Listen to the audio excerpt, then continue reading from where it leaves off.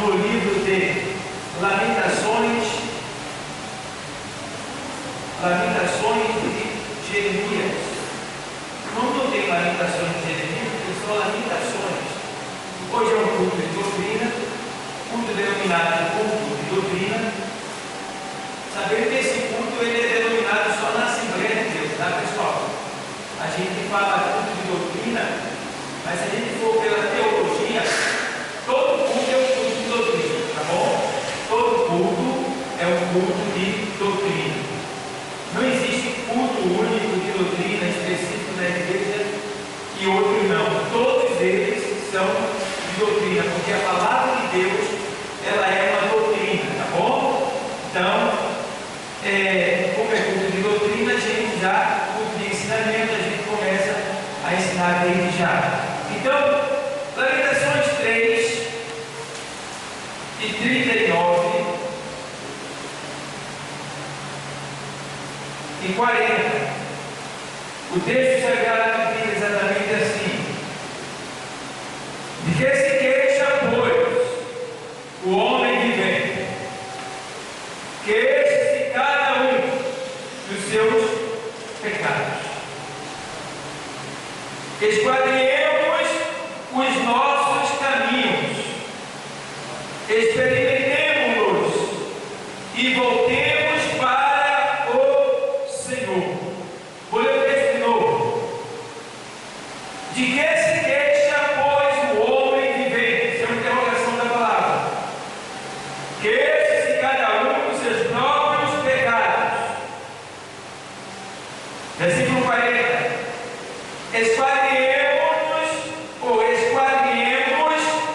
os nossos caminhos e experimentemo-los e voltemos para o Senhor.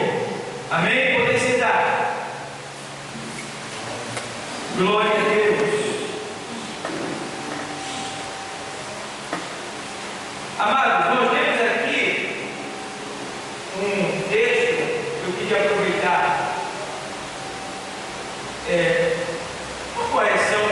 São várias correções que precisam ser feitas no meio das denominações chamadas Assembleia de Deus. Vou citar três aqui, se não me falha a memória. A primeira é a gente perguntar para alguém assim: você já é batizado no Espírito Santo? E alguém que já é cristão há muito tempo diz assim: não. Então isso aí é uma linguagem assembleana. E ficou um costumeiro entre nós, a gente fala sem saber por que está falando isso. Então, eu não posso nunca perguntar para alguém que aceita Jesus se ela já é batizada no Espírito Santo, porque todo mundo que aceita Jesus já é batizado na hora, porque a Bíblia diz que nós fomos batizados na morte de Cristo. Esse não é o assunto. Depois eu trago para vocês por detalhe. Só me fez agora em mente, como é um culto de instrução, um culto de ensinamento, eu estou tentando, para que a gente aprenda a falar nesse sentido. Depois eu trago para vocês isso aí. Mas o Espírito Santo sempre me acrescenta alguma coisa quando eu venho falar com a igreja. Então, batizado todo mundo que aceitou Cristo.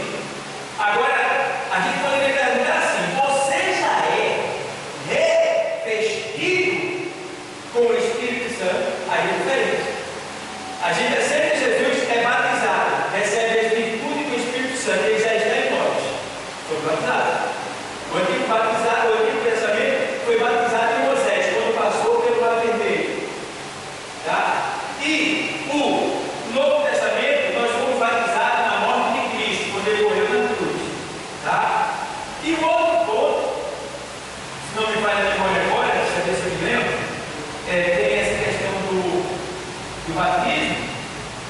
E outra questão agora que me esqueceu. Mas daqui por meio eu me lembro que eu falo para vocês. São três pontos que eu preciso lembrar para vocês. O outro ponto é esse que eu falei, que é culto de doutrina. Lembrei agora, os dois pontos. Hoje é culto de doutrina. Lá em Deuteronômio, se você ler o livro de Deuteronômio, está escrito que ele vai ser o assim: proteja a minha doutrina, que que é a palavra dele. Então, todo culto ele é um culto de doutrina. Na teologia, a gente ensina, na homilética, que o que é doutrina? Doutrina é um conjunto de normas inquestionáveis. E a única das normas que são inquestionáveis na face da terra é a palavra de Deus. Porque quando ela fala, ela é perfeita no que fala e não tem como questionar ela. É aquilo que ela fala que está falado. Entendeu? Então, o culto de doutrina, todo culto é culto de doutrina. Agora, o que a gente pode falar? Como é que a gente pode mudar? A gente pode dizer assim: culto de estudo da palavra, culto de instrução. Entendeu? A gente pode colocar assim. Mas quando a gente fala assim, hoje é culto de doutrina, parece que os outros cultos não são doutrinários. E todos eles são. Entendeu? Esse é o segundo ponto que eu me lembrei aqui para vocês. Deixa eu ver se eu me lembro do outro agora. Doutrina, são questionáveis, a outra ponto que é o batismo, e o outro ponto é memória. Vamos fazer um culto de avivamento. Está errado essa linguagem. Todo culto é um culto de avivamento, porque a palavra de Deus, ela promove vida.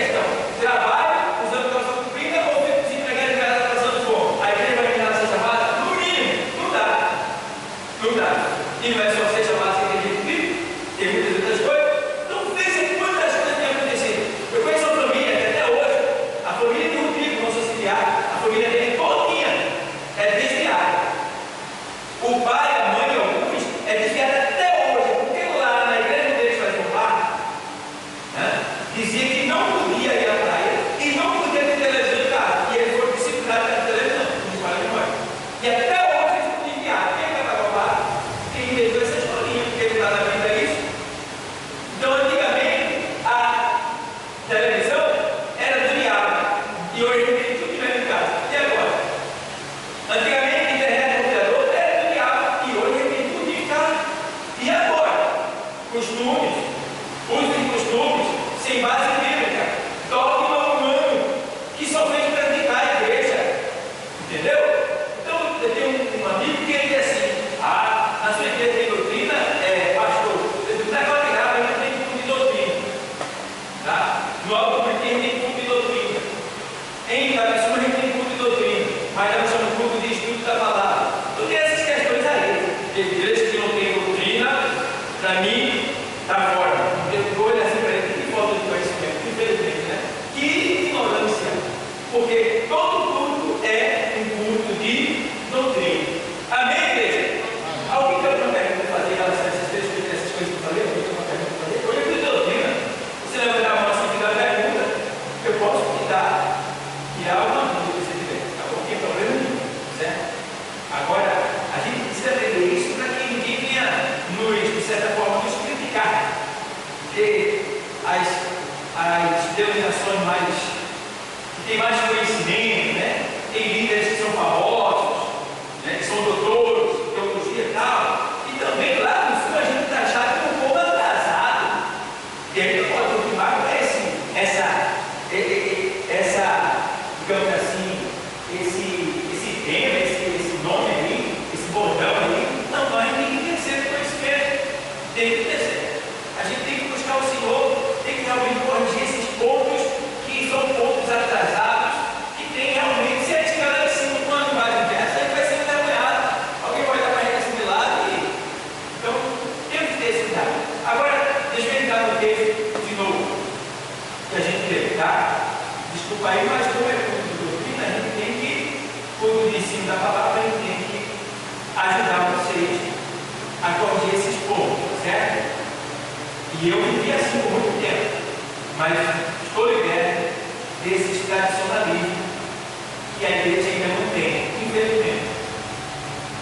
De que se queixa, pois, o homem vivente? Deus aqui, usando o servo Jeremias, no livro de Lamentações. Esse livro de Lamentações foi escrito no ano de 585. Ele começou a ser escrito no ano de 586, que foi concluído no ano de 585, no sentido decrescivo. Porque toda cronologia antes de Jesus é decrescente. Então, quando você vê, ele começou a escrever no ano 586 e acabou no ano 585 antes de Cristo. Quer dizer isso aí? Tudo que era feito antes no Antigo Testamento era no sentido depressivo. Então, por exemplo, ele começou a escrever no ano 586. Que ano 586 é esse? É o ano que faltava 586 anos para Jesus nascer, vir à Terra. Vocês estão entendendo? Entendeu? Toda a teologia numérica, toda a teologia do Antigo Testamento, você vai ver ela decrescente. Entendeu? Então, depois de Cristo, ele tem o ano 70 depois de Cristo, o ano 100 depois de Cristo, o ano 200 depois de Cristo, o ano 10 depois de Cristo, certo? Mas antes é o ano 585 antes de Cristo. Então, no Antigo Testamento está dizendo que faltando 586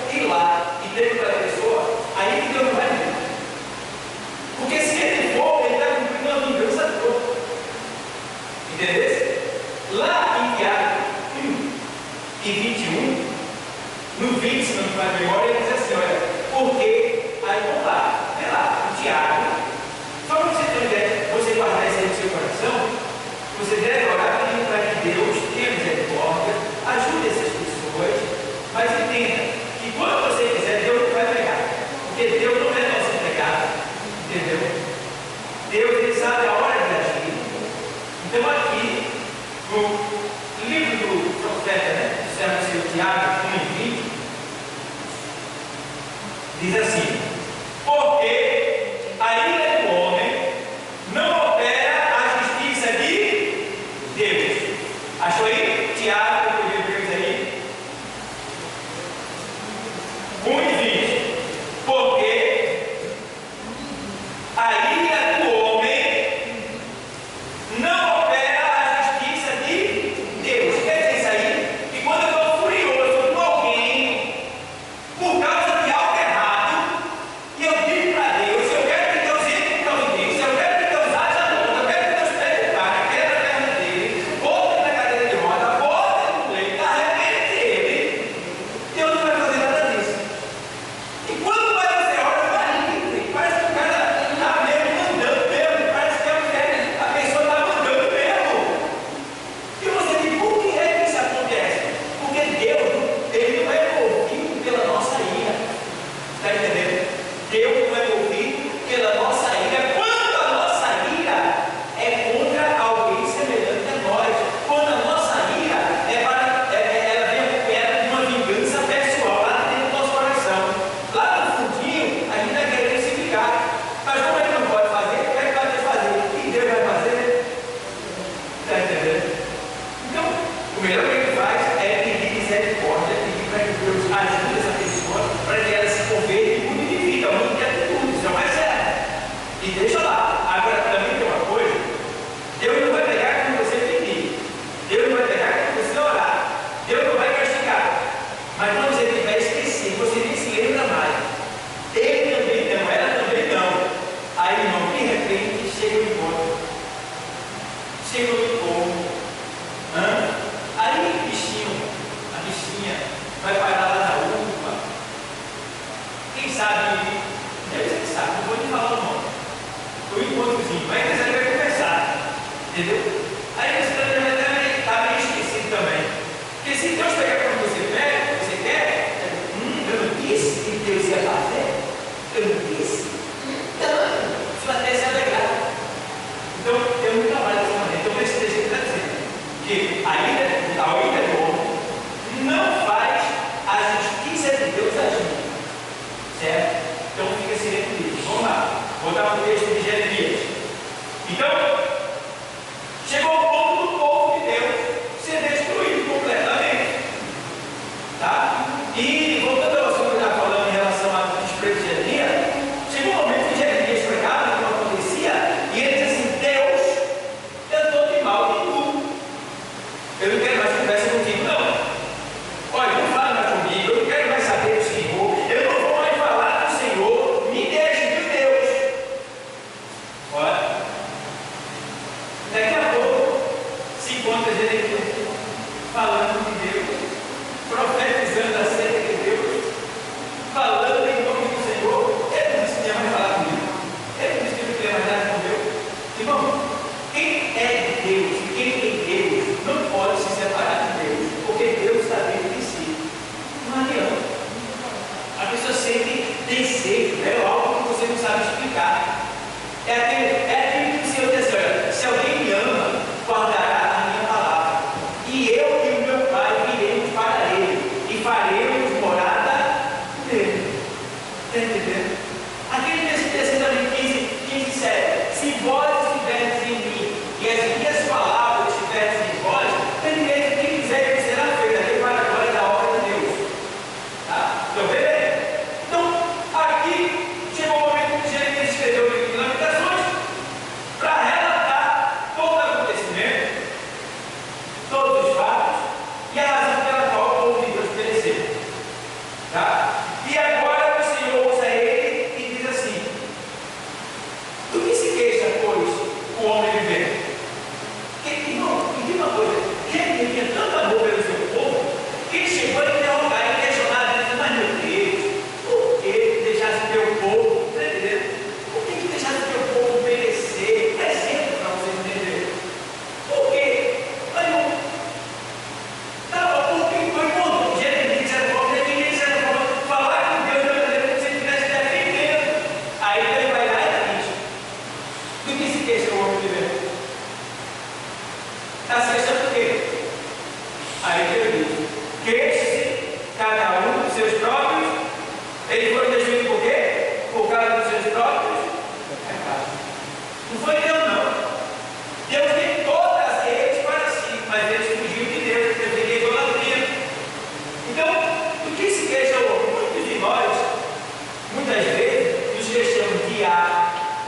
de B, de C. Ah, eu estou assim por causa de A, por causa de B. Ele fez isso comigo, ela fez isso comigo. Não. O culpado é você mesmo. O culpado é você mesmo. Olha, irmão, o negócio é tão sério aqui dentro. O negócio aqui é tão sério. Eu como pastor, você como membro, você chega para mim e diz assim: pastor, eu estou indo embora, porque fulano fez isso comigo, ciclano fez isso comigo, ciclano fez isso comigo, me humilhou, e eu me senti bem e eu estou indo embora. E rapaz, a pessoa fez isso com você, fez. Você quer ir embora? Quer. Mas está faltando ainda alguma coisa. Foi que essa pessoa fez com você, colocou o limite. Foi que fizeram mais. Isso é terça-feira. Foi só isso. Isso eu via mais. Claro que eu via mais. Claro que eu via que vocês não precisam mais. Claro. Por quê, pastor? Porque infelizmente esse tempo passou pelo que Jesus passou. Mas ele passou no meu lugar, sim. Passou no seu lugar para que quando você sofresse, você ficasse no lugar que você está e não fosse embora. Então ele já sofreu a sua dor.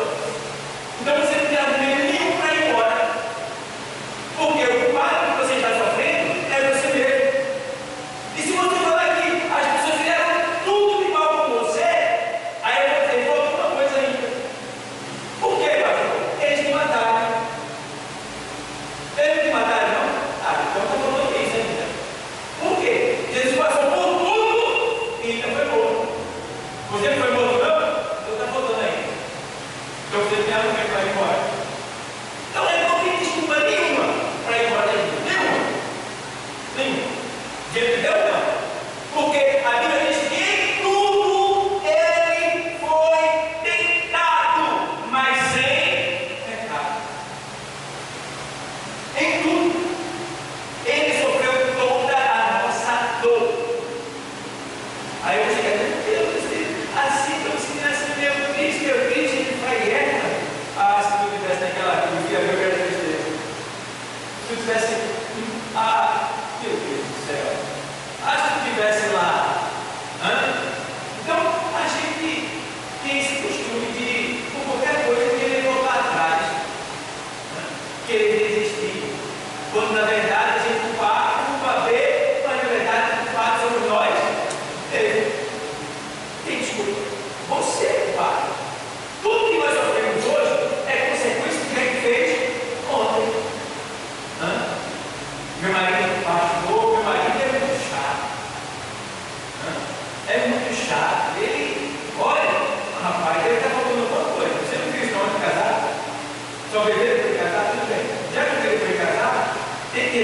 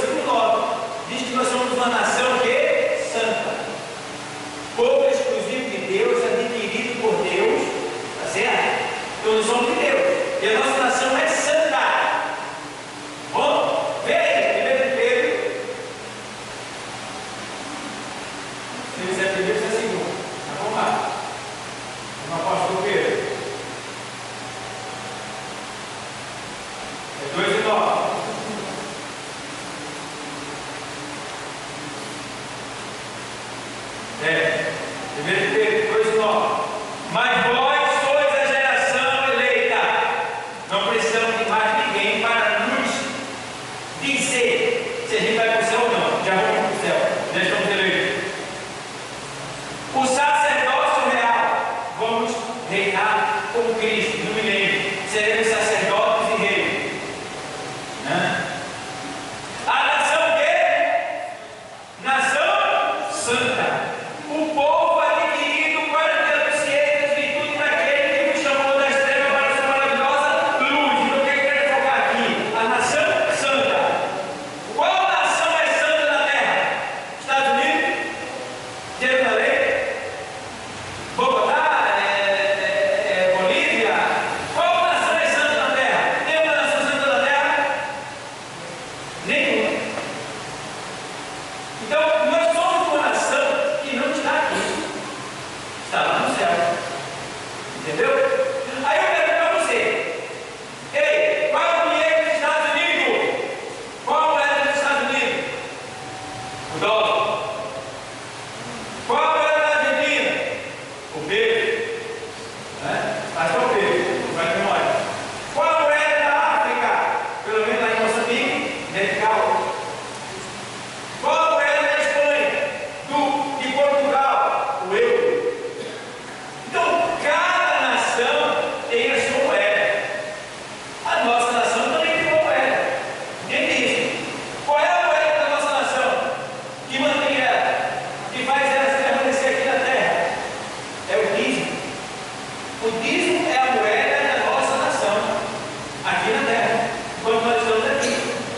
Então, entenda isso. Se alguém não faz parte dessa nação, não tem nem direito de falar do dízimo. Eu tenho direito de reclamar do dólar? Eu não. Eu tenho direito de reclamar do euro? Eu não. Eu tenho direito de reclamar do franco argentino, do peso argentino? Eu não. Eu só posso reclamar do real, porque eu sou daqui, fisicamente falando. Tá?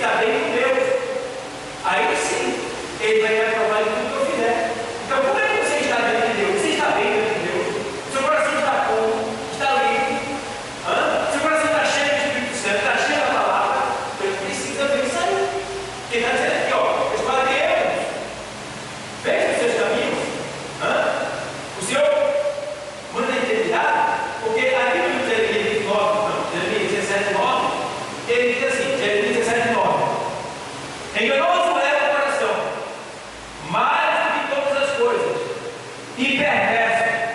Quem o conhecerá? Ou seja, Deus está dizendo que eu e você é perverso, que eu e você é mau, e que a gente não se conhece. Vê só, eu não me conheço. É por isso que você faz coisas e diz assim: meu Deus do céu, eu fiz aquilo. Meu Deus do céu, porque eu falei aquilo. Está entendendo? É porque você não se conhece. Porque o seu coração é perverso, ele é mau. O nosso coração, irmão, ele é perverso, ele é mau, ele é impuro. Está entendendo? É por isso que tem que estar agarrado com a palavra do Espírito Santo. Quando você tiver até isso, olha, Mateus 18:15. Olha aqui, 18, deixa eu ver aqui. Mateus, o Evangelho, 15.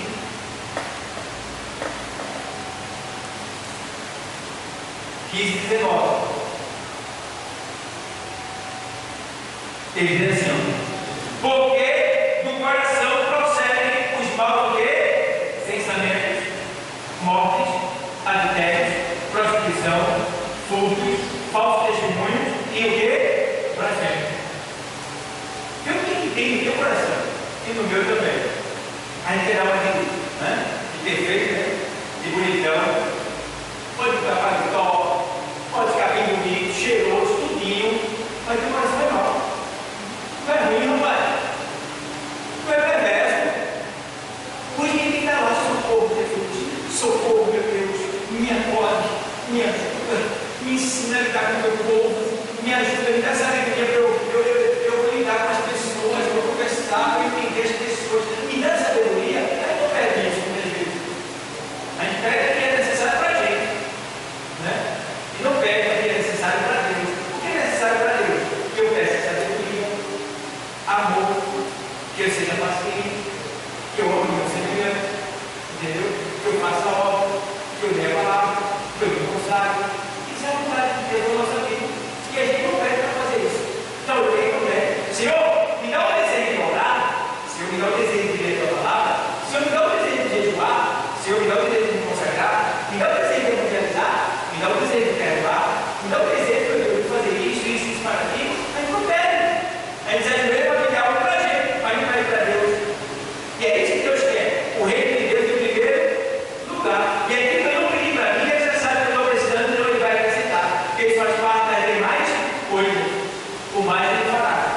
Então, do que se queixa depois do homem viver, queixa cada um dos seus próprios pecados. Ou seja, tem coisas que ele está sofrendo hoje, que ele não poderia, ou seja, não deveria estar sofrendo, mas por causa da nossa negligência espiritual, para conosco mesmo, para com a gente mesmo, é que a gente está sofrendo. Está entendendo? Então, eu fico fazendo assim, às vezes na igreja, eu olho determinadas pessoas, principalmente na Babilônia, muitas pessoas passaram por processos difíceis, terríveis, processo de chorar lágrimas de sangue. Eu digo assim: essa pessoa, ela não estaria passando por isso se tivesse feito aquilo que lá atrás eu tinha orientado, a palavra falou, que ela deixou de fazer, que ele deixou de fazer. Então, preços terríveis, sofrendo, muitos se desviaram, esfriaram na fé, saíram da igreja. Por quê? Por causa dos seus próprios pecados, suas próprias consequências. Não esquadrinharam os seus caminhos, o seu coração. Não entenderam essa palavra que diz que teu coração ele é perverso. Não entenderam que o coração não tem coisa boa, só tem coisa ruim. Que o coração simboliza a nossa natureza caída. Tá? Então a gente precisa, irmão, ter cuidado. Ei, tenha cuidado com você. Tenha cuidado com você. 1 Timóteo 4:16. Ele diz: tem cuidado de ti mesmo. Ele não manda ter cuidado dos outros. Tem cuidado de ti. Como é que tu estás? Entendeu? Tem cuidado de ti mesmo e da doutrina. Essa doutrina se refere à palavra de Deus, biblicamente falando, teologicamente falando. Tem cuidado de ti mesmo e da doutrina. Persevera nestas coisas. Persevera em quê? Persevera em continuar, insistir, não desistir, não voltar atrás. Não voltar atrás. Persevera nessas coisas. Que coisa? Leia a palavra, tenha cuidado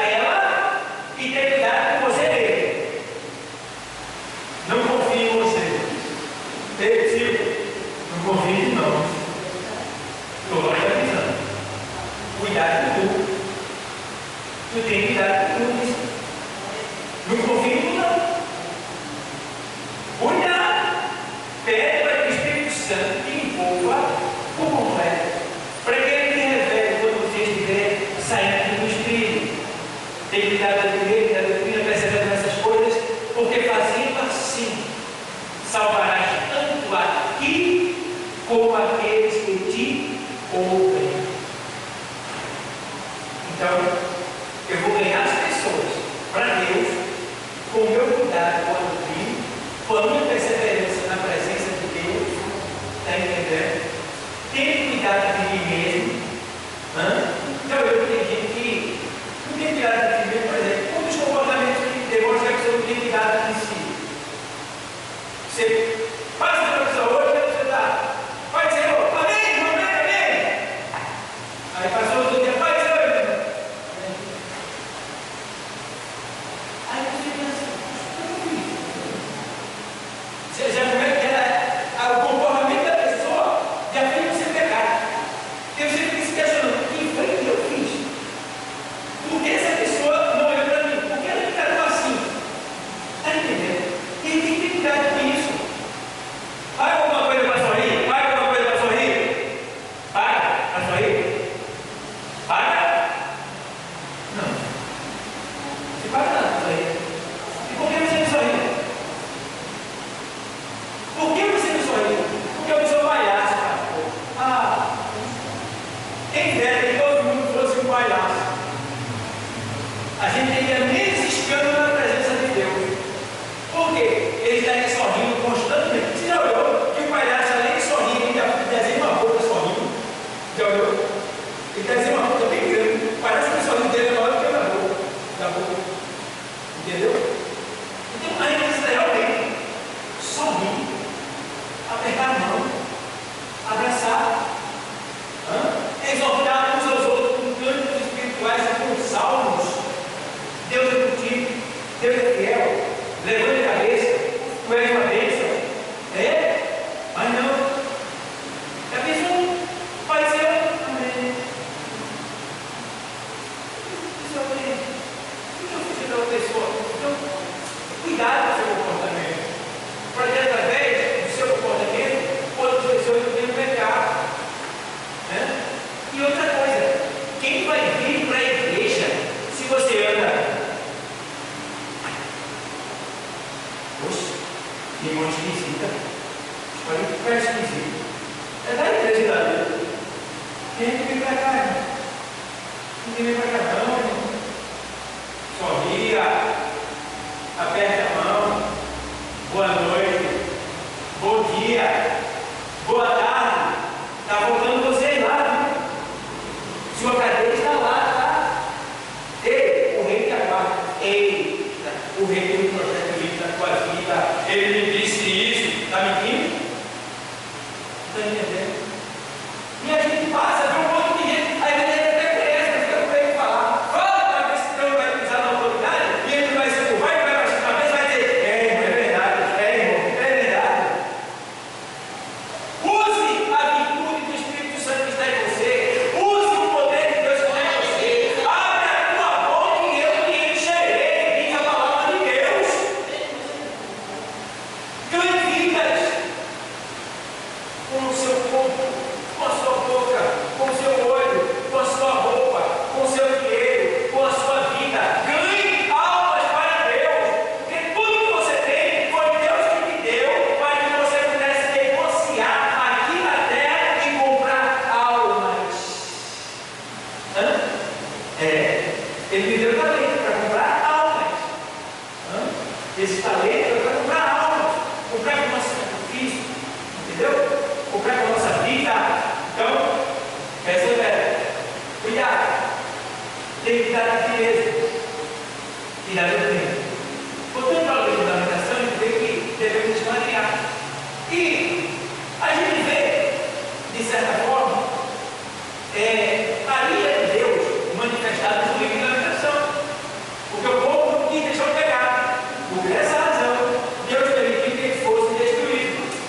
E o profeta, ele costuma dizer assim: olha, o meu povo foi destruído porque ele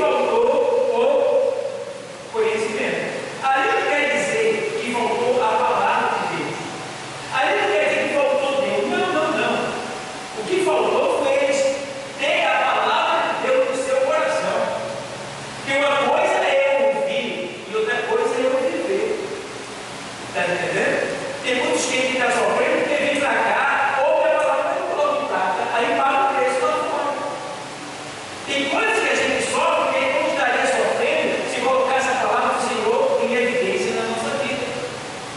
Então precisamos colocar ela mais em prática na nossa vida. Por quê? O Senhor, Ele agora manifesta a ira dele, e o povo sentiu o peso da mão de Deus, né? No tempo de Jeremias, e foram destruídos. Mas eu gosto, irmão, que Deus sempre está avisando. E até eu me lembro agora que a ira do homem contra Deus, porque tem gente que quando está sofrendo, a gente quer culpar Deus. Culpa Deus. Por que Deus eu estou passando por isso? Por que eu estou sofrendo tanto assim? Como se Deus fosse culpado. Deus não é culpado. A gente vê lá em Provérbios 19 e 3. Provérbios 19 e 3. O texto sagrado diz assim, vou ler para você.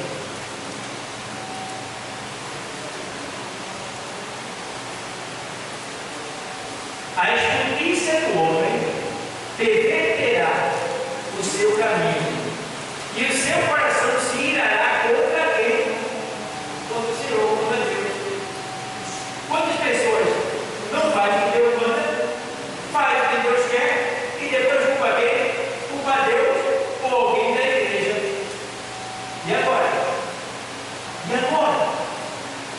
Eu me lembro de um casal, uma certa vez, eles saíram da nossa igreja lá em Guabiá, e depois eu pedi para que outros ministros fossem lá para entrevistar eles e saber por que eles tinham saído, porque eu soube que eles estavam com raiva de mim. Estavam com raiva de mim. Foi o que eu fiz. Eu só fiz o bem, só fiz ajudar, mas estavam com raiva de mim. E o que aconteceu? Me culparam. Como os ministros que foram me conheciam, sabiam que eu não tinha culpa no cartório, mas mandaram que eu vigiasse mais. Depois o que aconteceu com aquele casal? Se desviou.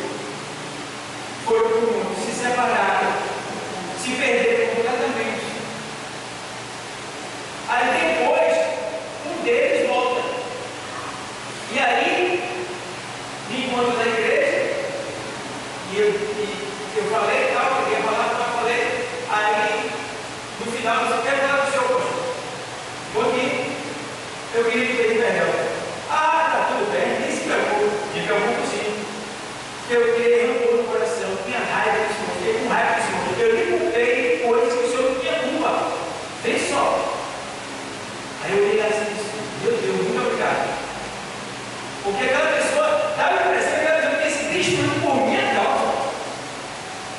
Eu sabia que não era, mas essa carga foi colocada em mim por eles. E eu fiquei esperando, porque não tem coisa melhor do que o tempo, irmão. Orar e esperar. Não orar para o mal, orar para o bem. Senhor, tem misericórdia daquela vida. Senhor, visita aquele condição. Senhor, abre o entendimento daquela pessoa, faz ele entender a verdade. Ora para o bem daquela pessoa. E lá na frente você vai ver que aquela pessoa, ela vai mudar de vida, ela vai se arrepender. Então, foi isso que aconteceu. Então, veja, do que se deixa o homem viver? Que esse cada um seus próprios pecados, não tinha culpa. E a Bíblia diz bem claro que a soberba precede a ruína. Quanto mais orgulhoso você for, quanto mais soberbo você for, mais próximo da destruição você vai estar. Veja o que diz a primeira epístola de Pedro, capítulo 5, versículo 5.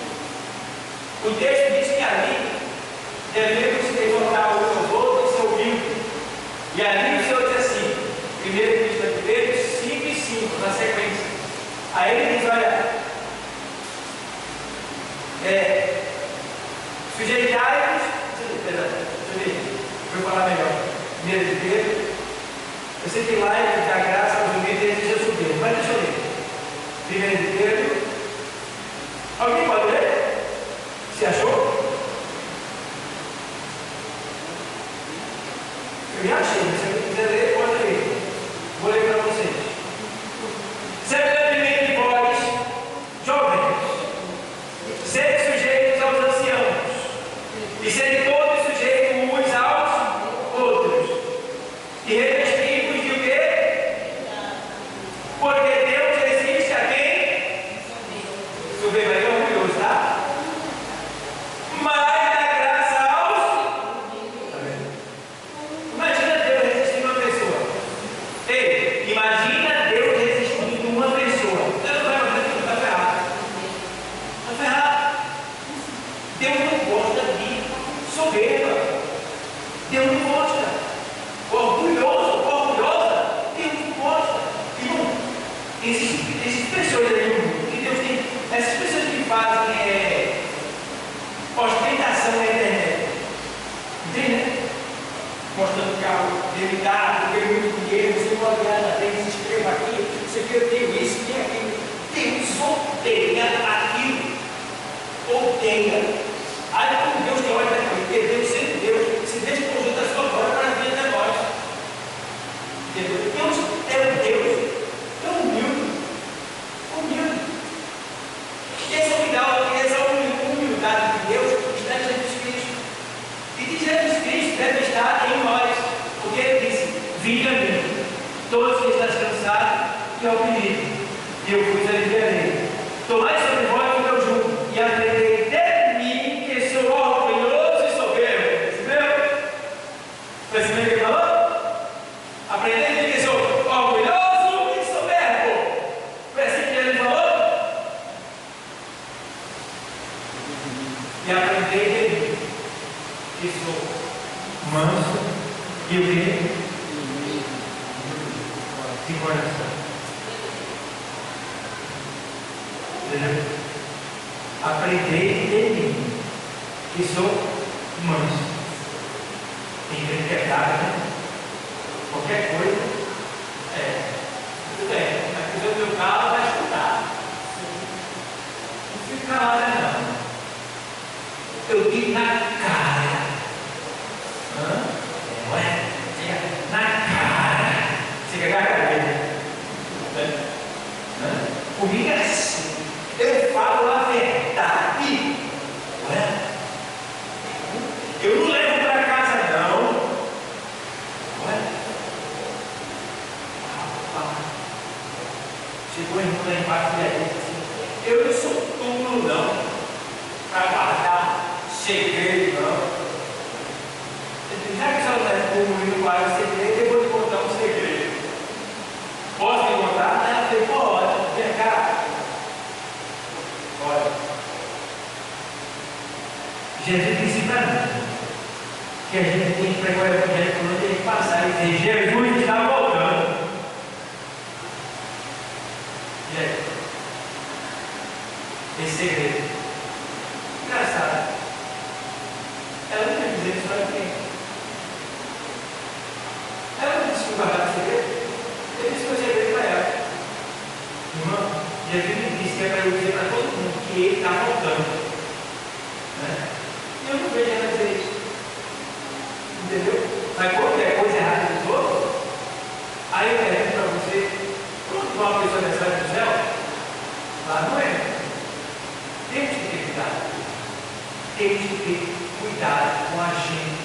Porque nosso maior inimigo somos nós mesmos. Bom, então, aqui a gente vê também que a universalidade do pecado está imperando.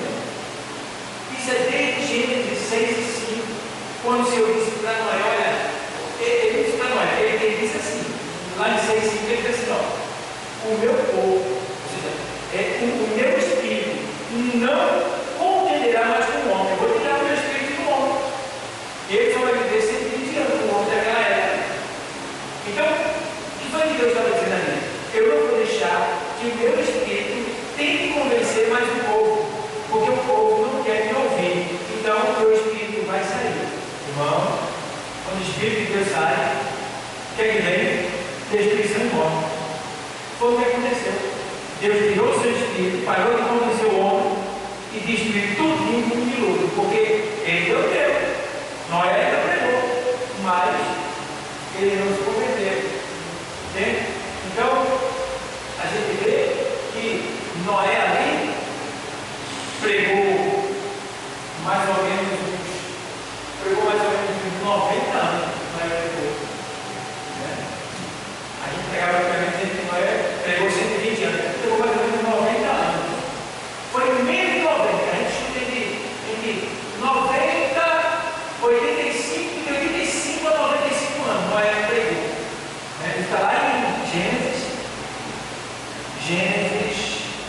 Já vi se eu acho que ele vai te mostrar.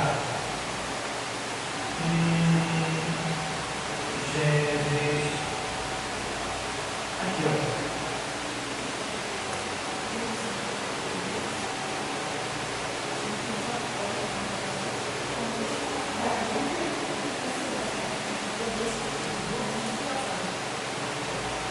Gênesis 5:32. Então, lá para ver se vai ver você tem que eu já aprendi isso no passado, né? Mas aprendo com o conhecimento sempre de nós. Gênesis 5:32 diz assim: e era Noé da idade de quantos anos? Noé tem quantos anos aí? Abriu aí a Bíblia? 5:32 de Gênesis. Marca com lápis aí. E era Noé da idade de 500 anos. Quando Deus chamou. Falou com ele no coração dele. Mas, o que é que tem na sequência do texto? O que tem na sequência do texto? E gerou o quê? Noé, a quem? A Sem, a Cã e a Jafé. Então vamos lá. Se Noé tinha 500 anos, né? Ele gerou 3 filhos. Vai lá para Gênesis 7 e 6. Gênesis 7 e 6. Leia para mim ouvir em voz alta. Sejam rápidos. Quem pode ler? E era Noé da idade de 600 anos, quando o dilúvio das águas veio sobre a terra. Noé tinha quantos anos? 600 anos. E no 32 ele tinha quantos? 500 anos. 100 anos. Agora todo mundo que vive 100 anos, mais 3 anos. Por quê? Foram 3 anos para a mulher levar para gerar um filho, não é isso? Que vai levar, tá? Então os anos dá 100. Dá 97. Certo? 97. Quando Noé entrou na arca, seus filhos eram bebê ou era adulto? Adulto. Por quê? Já estavam o quê? Casados. Então o jovem na época de Noé era de 60 anos de idade. Na época de Noé o jovem tinha 60 anos de idade. Tá? As pessoas não pensam que quando Abraão subiu para levar Isaac, disse que Isaac era um bebezinho, né? Ei, tem que pesquisar quando Abraão foi sacrificar, disse que ele era bebezinho, né? Não, ele tinha 24 anos de idade. O texto diz que ele está dizendo a palha, está aqui a lenha, está aqui o cutelo, mas e o cordeiro? Hã? Está entendendo? Então, voltando para o assunto de Noé. Noé, menos 3 anos, 97. E o tempo que levou para o menino chegar a 60 anos? Até arrumar uma mulher para se casar os 3. Está entendendo? Então, estima-se que Noé pregou mais ou menos 80 para 95 anos. Nessa parte. Não tem idade certa, não dá pouco. Mas estima-se isso aí. Baseando-se no tempo da idade dos seus filhos e no tempo que ele foi chamado. Porque ele foi chamado de 500 anos. E ele entrou na arca quantos anos? Quantos anos ele entrou na arca? 600 anos. Deu para entender? Irmã, deu para entender isso? Pergunta. Aqui tem um livro que Noé pregou. Pregou.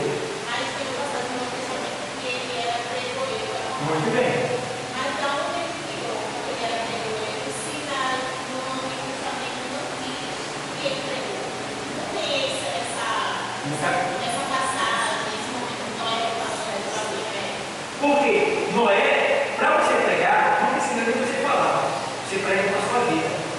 Então a vida que Noé levava, diz o texto quando Deus chamou ele, diz que ele era um homem justo. Entendeu? Ele foi achado graças a Deus.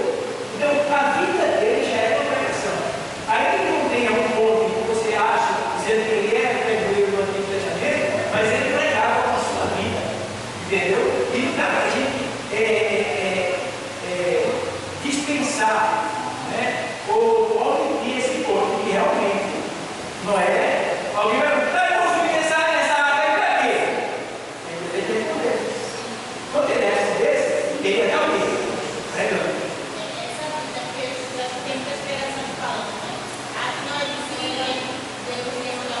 Sim, sim, sim. E as pessoas não quiseram remar, mas como ninguém gosta, igual eu falando.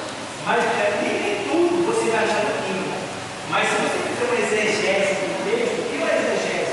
Exegese é uma interpretação a fundo do texto, é o que está por trás do texto. Você começa a ver o Espírito, na verdade, que Noé é o pregoeiro, não só com a sua vida. Entendeu? Porque se você vê, a Bíblia diz que Enoque, ele andava com Deus. E ele foi tomado para Deus.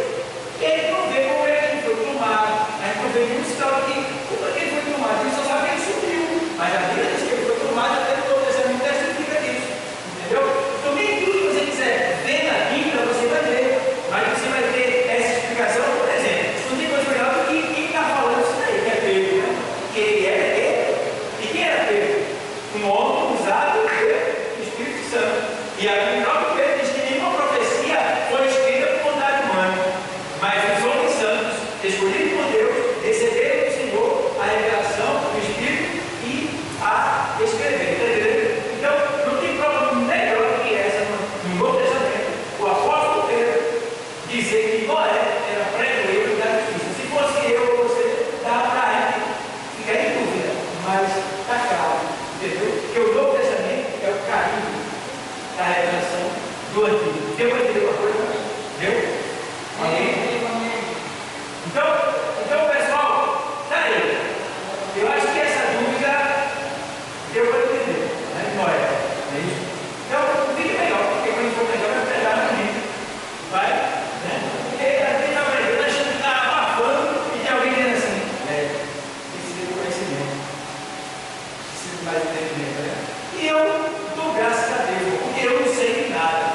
Mas todo mundo procura aprender, para justamente quando eu pegar o microfone, eu tentar falar alguma coisa que seja clara, que alguém venha aprender através da minha vida. Isso é muito importante.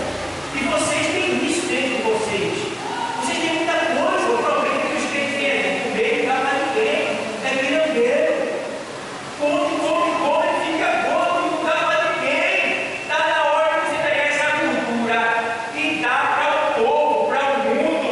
Tem essa cultura para o mundo, porque o mundo vai também se alimentar, sentir o sabor e vir aqui nesse lugar para engordar também. Entende, igreja? Abra sua boca, evangelize, faça a vontade de Deus.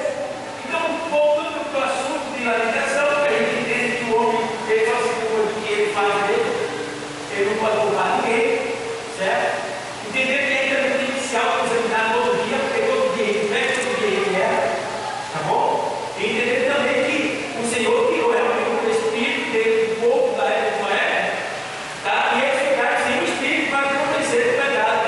E aí eles foram autodestruídos pelo dilúvio, tá bom? Deve ter alguém dizer que na hora do dilúvio tinha o pessoal batendo na água para entrar. Não existe isso na Bíblia. Lá em 24:37 de Mateus, diz que eles nem perceberam quando Noé entrou na água, fechou por dentro, claro, Deus segurou por fora, digamos assim. De repente, foi água embaixo, os abismos se abriram e subiu a água quente. Vinha água quente embaixo e água fria de cima. E formava aquele testemunho assim, ó. E não tinha como ninguém segurar em nada. Era puxar e deitar. Imagina. É muita coisa. Mas, graças a Deus, Deus tem me dado entendimento, sabedoria, conhecimento. Não o suficiente, mas cada dia mais Deus está aí para a gente descobrir Ele, conhecer Ele, buscar Ele, né? E que Ele quer nos preparar para que a gente venha ser um instrumento vivo dele, por onde a gente passar, onde a gente estiver, que tem a gente falar. Amém, igreja? Então entendamos que você, se errar, se seu coração errou, se seu coração falhou, não tem problema não.